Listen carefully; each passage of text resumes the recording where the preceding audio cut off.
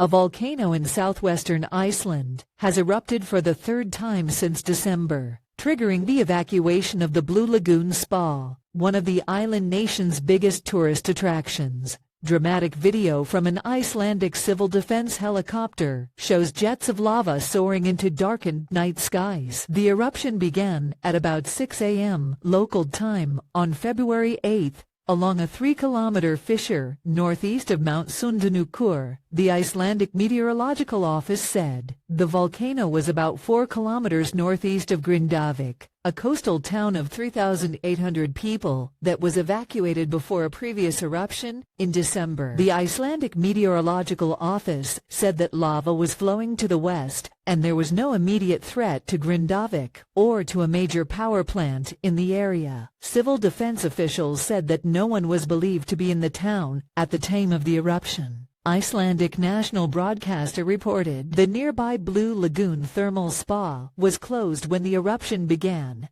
and all the guests were safely evacuated, Rev said. The Icelandic Met Office said, earlier this week, warned of a possible eruption after monitoring a buildup of subsurface magma for the past 3 weeks. The amount of magma, or semi-molten rock that had accumulated, was similar to the amount released during an eruption in January. Hundreds of small earthquakes had been measured in the area since last Friday, capped by a burst of intense seismic activity about a half hour before the latest eruption began. Remember, this is the third eruption since December of a volcanic system on the Reykjanes Peninsula, which is home to Keflavik, Iceland's main airport. Iceland, which sits above a volcanic hotspot in the North Atlantic, averages an eruption every 4 to 5 years. The most disruptive in recent times was the 20-Pidete eruption of the Eyjafjallajökull volcano, which spewed huge clouds of ash into the atmosphere and led to widespread airspace closures over Europe.